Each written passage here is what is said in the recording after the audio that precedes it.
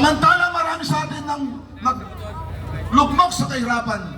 Maraming walang makain, nagugutom. Maraming nangangamatay, nalulunod sa baha. Nasisira ng pananim, nawawalan ng hanap buhay. Itong mga pera ng tambayan, ginagamit nila sa kanilang pansarili. Ninanakaw nilang pera natin na sana yung mga pera na yun ay para sa kabutihan ng mamamayan, lalo na sa ating mga mahihirap na kababayan. Ngayon, nung September 21, nagkaroon ho kami ng rally dito sa Gate 4 sa Campoquinaldo. Ipinagpabawal po namin ho ang Marcos resign sa mga nananalita. Meron ho mga grupo na umalis. Meron ho mga speakers namin na umalis. Ayaw po namin ganito kasi ayaw namin mahaluan ng politika. Pero ngayon, napatunayan natin na hindi lang yung mga congressman ang involved sa malaking, matinding korupsyon na ito.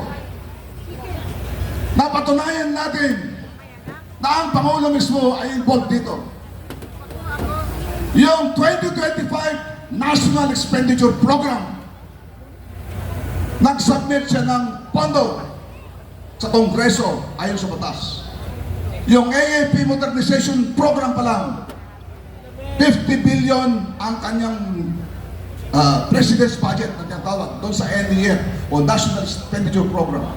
Pagdating sa Kongreso, ganyan, kinatay-katay yung kanyang budget. Binawasan ng 15 billion ang AAP Modernization Program. Saan nila nilagay yun? Inilagay nila doon sa kanilang mga pork barrel. Sinasabi ng Supreme Court, bawal na po ang pork barrel, pero ginagawa pa rin po nila.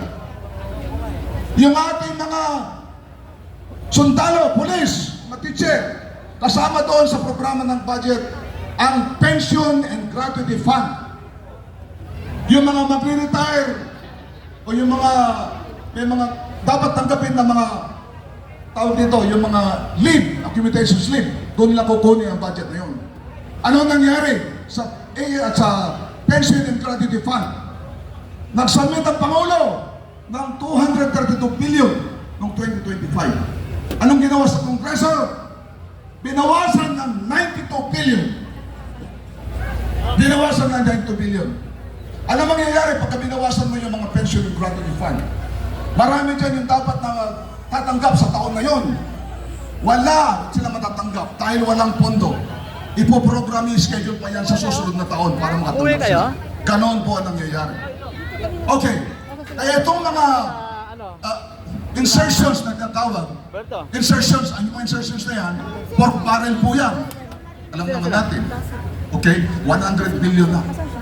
Kaya ang ating mga sundalo, lalo na, tinaas ang kanilang subsistence allowance ng 200. From 150 pesos to 350 pesos. 200 increase. Saan galing yun? Doon din sa AP Modernization Program dapat. Sa Armed Forces din po dapat yun. Doon din sa PGF, Pension Gratuity Fund. Para kang binigyan ng candy, akala mo nagpapasalamat ka. Mga sundalo natin tuwan-tuwa. Hindi nila alam, galing din sa AP budget yun. Ganun nangyari. So ganun.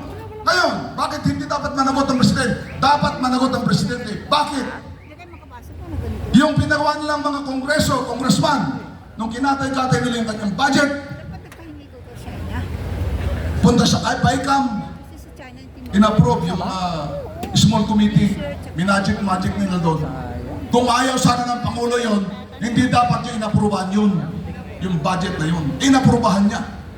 Ibig sabihin, kasama siya doon. Meron, hindi lamang siya command responsibility, kundi moral responsibility. Kailan? Ngayon, galit na galit yung mga mamamayan. Yung mga namamasada dyan, nagtsatsaga sa barya-barya. Para may pampakain sa mga manip, sa kanilang mga pamilya. Yan ang nangyari. Ninakaw ang mga pera, pati mga pamilya nila, pinangangalandakan pa ang pagdanakaw nila. Hindi lamang milyon, hindi lamang bilyon, trilyon na po. Hindi pa po ba tayo na magagalit sa ganun nangyari sa ating bayan? Mahal ba natin talaga ang ating bayan? Ito ba ito nangyayari sa atin? Kailangan ito, ngayon mga kabayan, panahon na. Panahon na para ipahiwatig, hindi lang natin ipahiwatig, isigaw natin.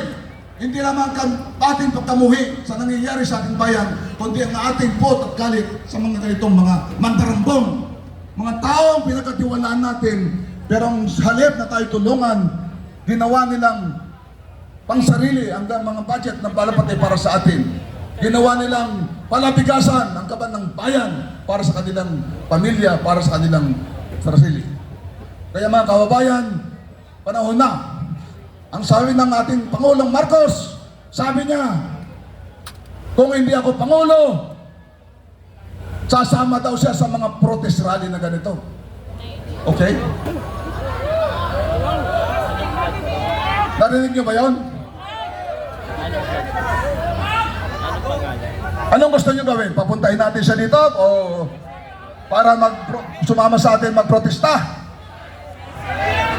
O mag-resign muna siya para makasama siya, para hindi siya presidente, makasama sa atin. Kasi sabi niya, kung hindi siya presidente, sasama siya sa atin sa protesta. Okay. Ngayon, tayo lahat ay ginagarantiyan ng ating konstitusyon na ipahayag ang ating grievances, ang ating hinanakit sa gobyerno. Ginagarantiyan ng konstitusyon, sinasabi ng mga nauna nagsalita. Kasuhan na tayo, kasuhan. Pati yung Marcos resign ay bawal na raw po, kakasuhan na raw po. Pananakot lang po yun. Huwag kayong maniwala doon. Ngayon, yung mga kapulisan, yung mga military, hindi naman kayo presidente. So kayo, inahanyayahan namin na sumama dito para sa protestar namin na ito. Alam namin, ang damdamin ng mga police, military, mga teacher, kung ano na dyan. Alam natin, yung mga ordinaryong Pilipino, ang galit at pot sa nangyayaring korupsyon na ito sa ating bayan. Kaya tayo ay magsama-sama, mga kababayan.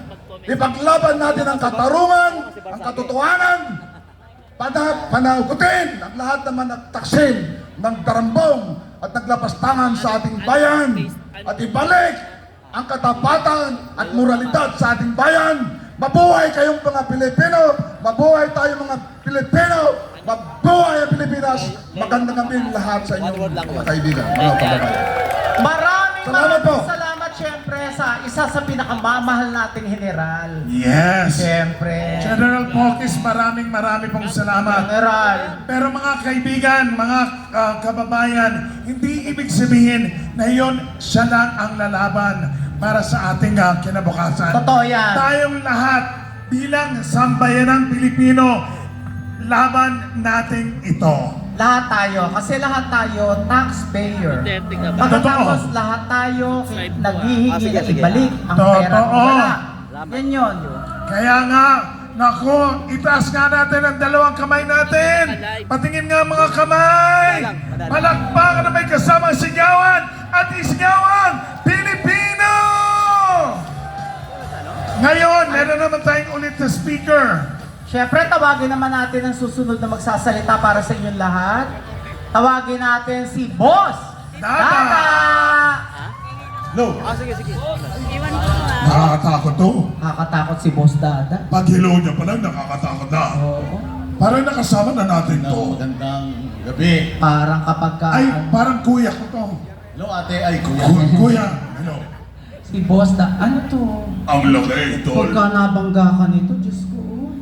Magandang gabi mga kababayan ko. Bawal daw isigaw ang Marcos resign ngayon. Bawal ba? Anong bawal isigaw? Bawal nga isigaw, sinigaw nyo. Ayun talaga oh. Pero mga bossing, ang purpose kung bakit tayo nandito is para manawagan sa mga nasa gobyerno na ayusin ang kanilang pamamahala, ayusin ang kanilang panunungkulan, at itigil na ang pagnanakaw sa bayang Pilipinas. Ang punot dulo ng problema ng bayang Pilipinas ay ang pagnanakaw. Sino ba ang sa tingin ninyo mga nagnanakaw sa bayang Pilipinas? Grabe naman! Si Kuya, makasagot kagad eh. Bakit si BBM? Tinuro ni Zaldico. Hindi, kasi tayo naniniwala, mga bossing, na walang budget na maipapasa kung walang pirma ng Pangulo. Kaya napakahirap intindihin na hindi sila damay dito sa sinasabi. Kasi ultimong gobyerno umaamin na may pagnanakaw sa budget eh. Tama ba? Umamin sila, di ba? Umamin sila na may pagnanakaw. Kaya lang, ayaw nilang aminin kung sino yung nagnakaw. Yun ang problema nating malaki. Pero alam naman natin na etong mga nagnanakaw sa gobyerno, yun yung mga ibinoto natin. Balikan natin yung mga nakaraan, 2022. Anong ipinangako niya sa atin? Bakit natin o bakit ninyo ibinoto si Pangulong Bongbong Marcos? Ako kasi, dahil kay hindi daw eh. Hindi daw eh. Dahil saan? Ano ba mga ipinangako ni Presidente sa atin? Yun na lang ang balikan natin. Ang pinangako unang-una ni Pangulong Marcos sa atin, itutuloy niya ang lahat ng mga programa ni Pangulong Duterte. Tama? Itutuloy niya daw lahat. Pero unang-unang ginawa ng ating Presidente, Executive Order 01, binuwag niya yung PACC, Presidential Anti-Crime Commission. Yung Presidential Anti-Crime Commission, binuo yun ni Pangulong Duterte specific para targetin lahat ng mga pagnanakaw sa Pilipinas, ng mga taga-gobyerno. Anong sabi niya? May ombudsman naman eh. May COA naman eh.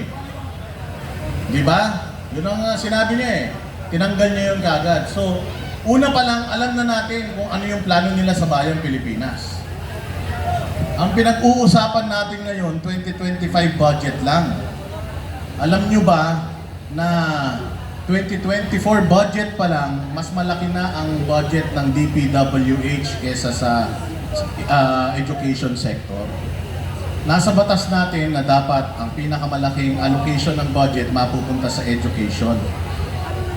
Pero since 2024 budget, mas malaki na yung budget ng DPWH kesa sa education. At naulit yan 2025. Sa tingin ba ninyo sa nangyayari sa bayang Pilipinas ngayon, nagnakaw sila 2025 lang? Sa tingin ninyo? Sa tingin ninyo? Sabi niyo, hindi ako nagsabi si Kuya nagsasabi. 2023 pa lang daw, ninanakawan na tayo. 2023, 2024, 2025. Tandaan po natin, ng appropriations chairman na po niyan, committee chairman na po niyan, ay si Zaldico na. Siya na po.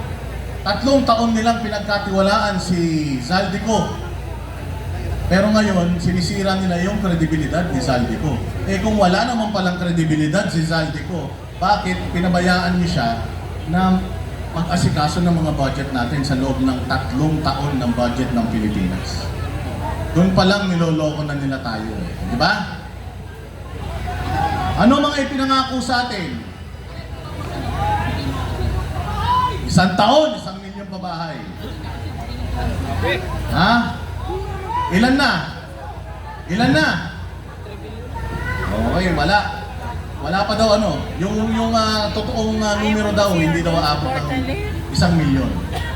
Ano pa? Yung pinangako nila. Healthcare. Legacy daw nila ang healthcare.